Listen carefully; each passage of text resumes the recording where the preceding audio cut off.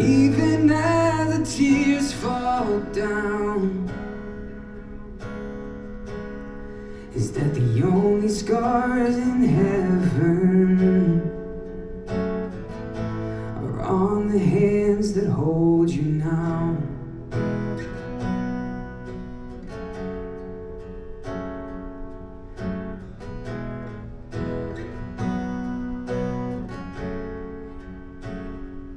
I know the road you walked was anything but easy. You picked up your share of scars along the way, and now you're standing in the sun. You fought your fight and your race is won. The pain is all a million miles away. The only scars in heaven, they won't belong to me and you. There'll be no such thing as broken, and all the old will be made new. And the thought that makes me smile now, even as the tears fall down, is that the only scars in heaven are on the hands that hold you now. Oh, hallelujah,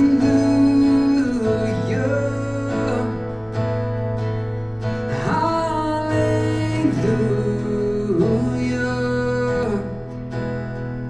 Oh, hallelujah.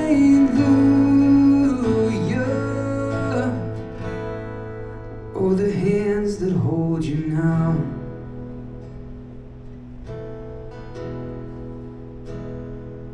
There's not a day goes by that I don't see you. You live on and in the better parts of me, until I'm standing with you in the sun. Fight this fight in this race I'll run. Finally see what you can see. The only scars in heaven, they won't belong to me and you. There'll be no such thing as broken, and all the old will be made new. And the thought that makes me smile now, even as the tears fall down, is that the only scars in heaven are on the hands that hold you now.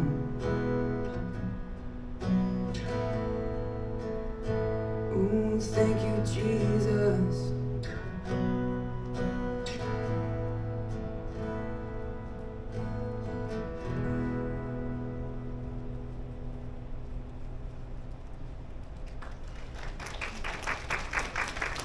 I think it's time for some family to come and share.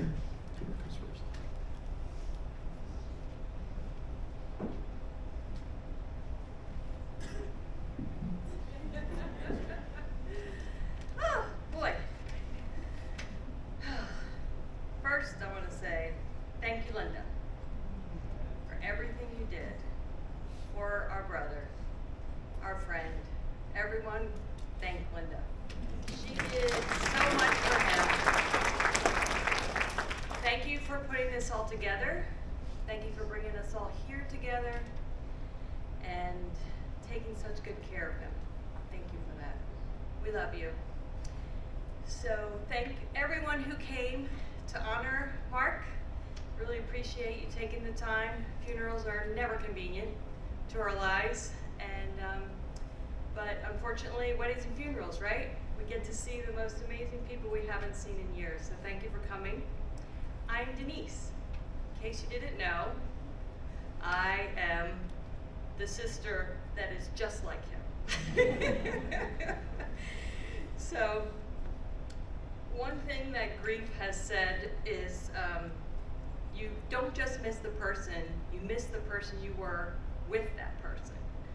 And what you guys don't know is we were like twins.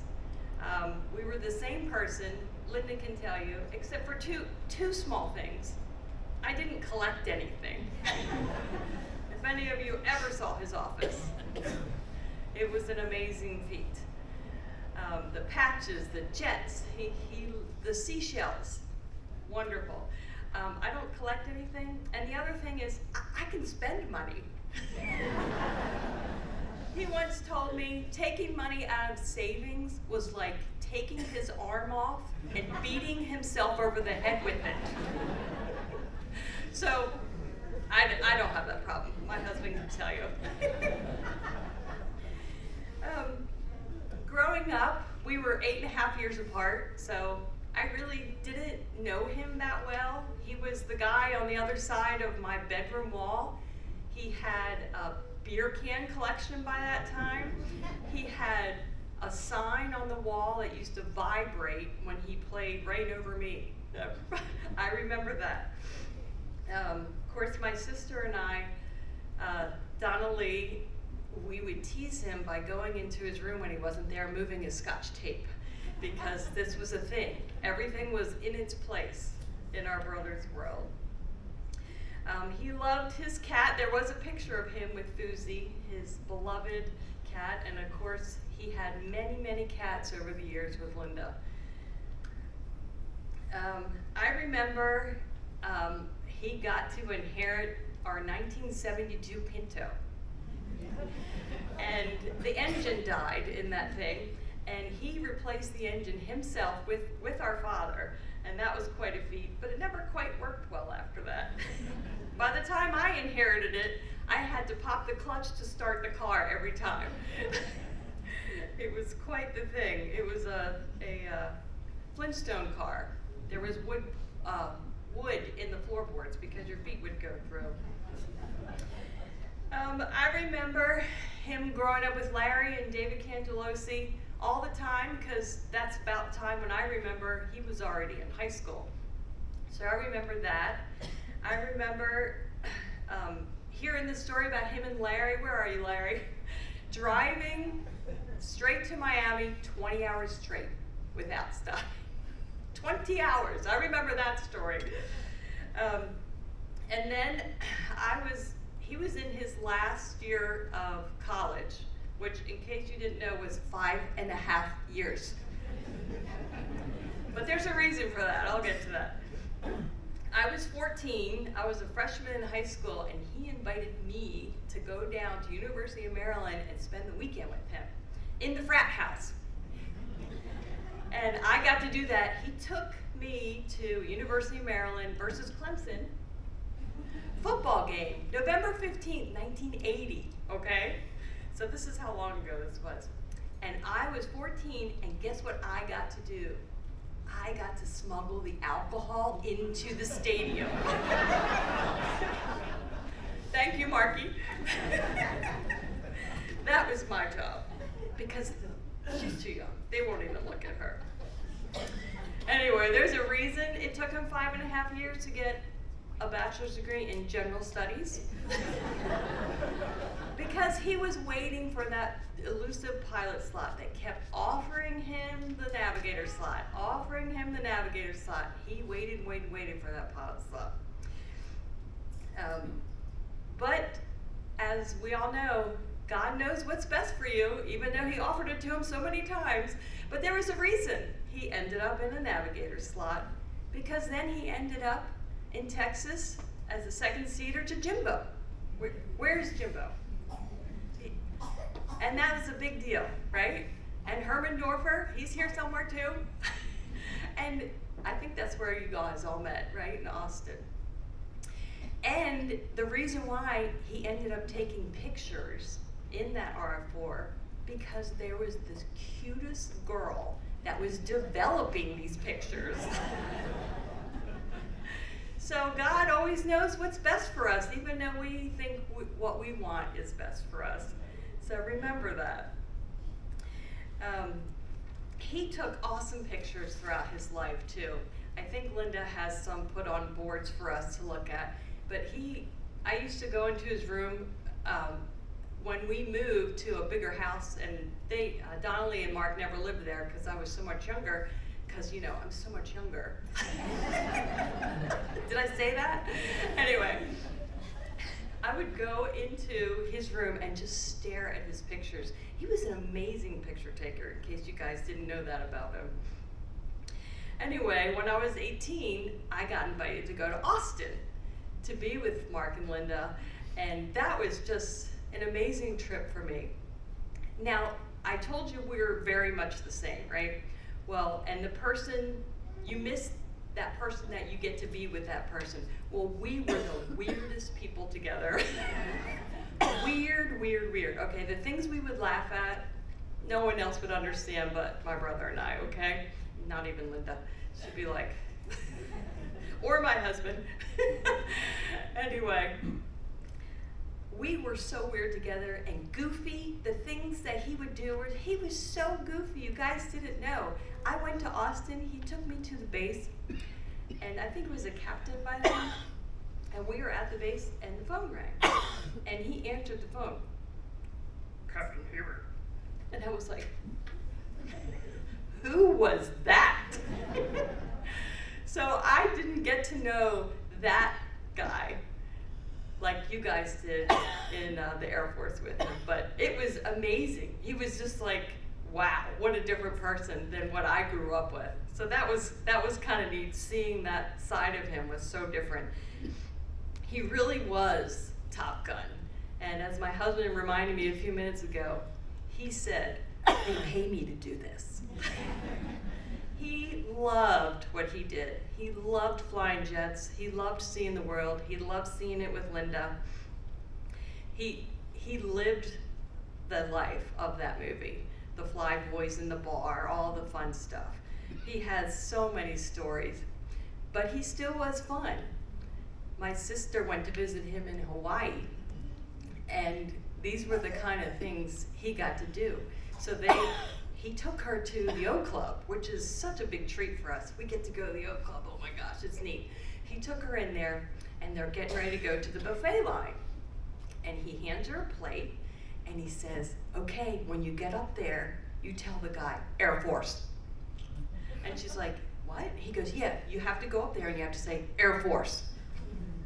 So she can't wait to go up there. She's got her plate. She gets up to the buffet line. She goes, Air Force. The guy goes, excuse me? And here's Mark. That's the kind of fun he was. He was so fun. So he did that to all of us. One of the saddest parts of our family was that it was such a big deal for him to make full bird, for him to make colonel, because both of our grandfathers retired lieutenant colonels in the Army. And of course our father was a captain, but to finally have someone in the family make it over to full bird, the saddest part was that our father wasn't there to see that happen. But it was just so cool. Our father was so proud of him, and he beamed whenever Mark would walk into the room. So we were kind of sad about that.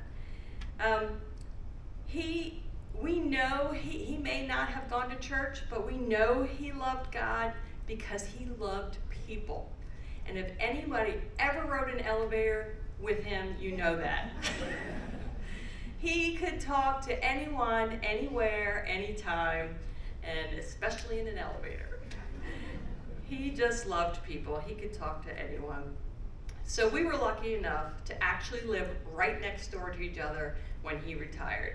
In case you didn't know, literally we took the fence down in between our yards so that we had one big yard together, which was an amazing thing. It was so much fun. He volunteered for our races at Running Zone for years and years and years. He loved the fun runs. And in case you didn't know, he loved running at 2 o'clock in the afternoon in Florida as well. We used to tease him about that. But he made an awesome Rango. He made an awesome Captain Jack at our pirate-themed race. And he was also the beloved elf at our Christmas race. In case some of you, I'm sure, saw him in one of those costumes. He made up funny songs all the time. Her whole life, our daughter, he told when she got married, he was gonna get up at her wedding and sing, "Wishy, potato wishy, used to have worms in her ears." And she was, "Please don't do that, please don't do that." And he didn't, but I just did. Made it up for him. So one of the coolest things about him is that if you ever hear a jet flying overhead, and I'm not talking about a Delta, I'm talking about a fighter jet, one of those really cool, we're talking. What would he say? Sound of freedom. That's right. He loved serving his country. He loved his cats and eventually his dog. He figured out how to love Billy. And he loved his lenders. And he loved his family and all of you. So thank you so much for being here. And I think David Cangelosi is next to talk, or as Marky would say, Dave Kanji.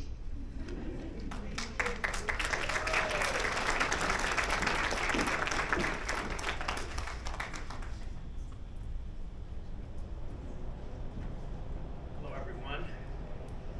David Cangelosi here. Yes, I was known as Kanji. And Mark is known as Heaves to his friends. So I thought, except for his family, I'm probably the only one that's known Mark since second grade. We grew up together, and I thought I could attest to some things that DC said. So Mark was a goofy kid, a lot of energy. We had a lot of fun. You know, he always collected things. You know, probably people don't realize this, how we got a lot of that stuff. Because he used to love cars too. And he would write letters to the manufacturers and things like this, and they would send him stickers and stuff like that. And this I always admire because I thought, how did he ever think of that? You know, it's something I would never think of, and I don't know, been afraid to do it anyway. So he was always kind of a go-getter. And always like kind of a step ahead of the game. I guess I always looked up to him because he was, I don't know, I was shy, he was more outgoing. And so I followed along with him, and I think I learned a lot from him. We had fun in school. You know, he not only went to Randallstown High School, he went to Randallstown Elementary School. In sixth grade, we had what was the school's her reputation as the meanest teacher, Miss Odell. In retrospect, she was a wonderful teacher. She loved Maryland. She taught us all about Maryland, Chesapeake Bay. She brought oysters in the class one day to teach us and everything. But she was also famous and we would always be talking in the back of the class and goofing off. So Mark's kind of famous for having the most pieces of chalk thrown at him during class, which of course nowadays, you know, would go home, tell her parents, and she'd be fired. But something that political correctness, something Mark was totally against, as you all know. So I just thought I'd bring those little things up. He you know, from an early age was fun-loving, good, but he had that other side to him, of course. I had the same experience that Nisi said when I come and visit him in his military persona, kind of a different thing, more serious nature that we has known him as a kid, you know, it's like, very good. So, anyway, I just thought I'd leave you with those thoughts and everything, and his other friends can tell you about his more grown-up exploits.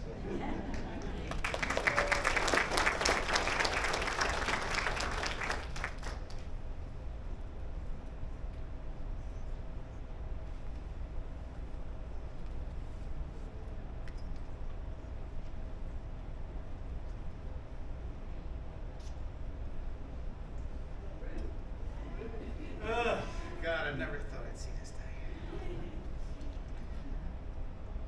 name is Larry Epstein, known as LaRue for the Hebes. And we went to high school together, we ran together. He was faster than me, but I always caught him at the end. I can't believe I'm here. This is surreal. It shouldn't happen. We're all here, and I'm grateful for our time together.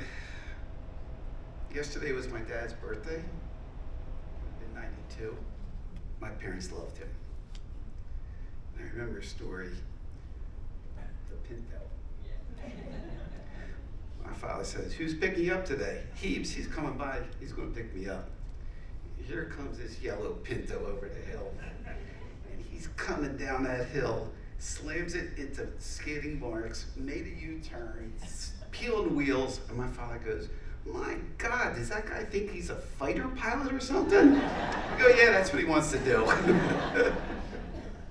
I'll never forget it. But my parents loved him, and there's sadly missing. He was a collector of many things.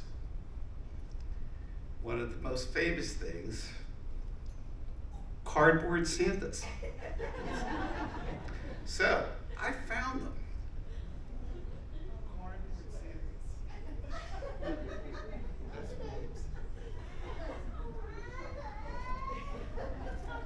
Why not, right? Okay. So there's many stories. This is supposed to be PG rated, so I'm going to hold those for another time. But I do have something that I would like to read that I read at my father's funeral. I think it's appropriate. These are my wife's glasses. Diane would like these, huh? Yeah, she would like this. She would like this. Not enough bling. November 26, 1957 to November 2nd, 2025. There's a little dash in there. And we always talk about the birth date and the death date. What about the dash? He had a hell of a dash. One hell of a dash. So if I can, I'd like to read this poem. Bear with me. I'm a little choked up on this. I read of a man who stood to speak at the funeral of a friend. He referred to the dates on the tombstone from the beginning to the end. He noted that the first came the date of the birth and spoke of the following date with tears. But he said what mattered most of all was the dash between those years. For the dash represents all the time they spent alive on earth, and now only those who loved him know what that little line is worth. For it matters not how much we own, the cars, the house, the cash. What matters is how we live and love and how we spent our dash. So think about this long and hard. Are there things you'd like to change? For you never know how much time is left that you can still be rearranged. To be less quick to anger, show appreciation more, and love the people in our lives like we've never loved before. If we treat each other with respect, and more often wear a smile, remembering that this special dash might only last a little while. So when your eulogy is being read, with your life's actions to rehash, would you be proud of the things they say about your lived your dash? That guy had a hell of a dash. We miss him. I know he's watching. I came down to Florida just a couple weeks before he passed. I saw him in the Memory Center. And we had a cheeseburger together and a beer at 10 o'clock in the morning. Hebes, how's the beer? Best beer I ever had. So that's the kind of stuff that I always remember. And I know he's watching. And Hebes, you and I will have a beer again one day together.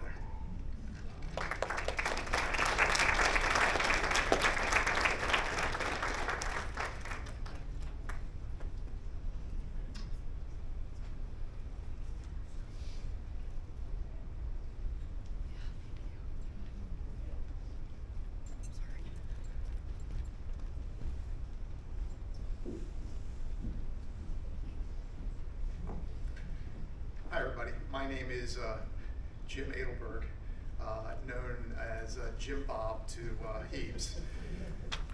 I had the fortune of meeting Mark the first day that I went to University of Maryland.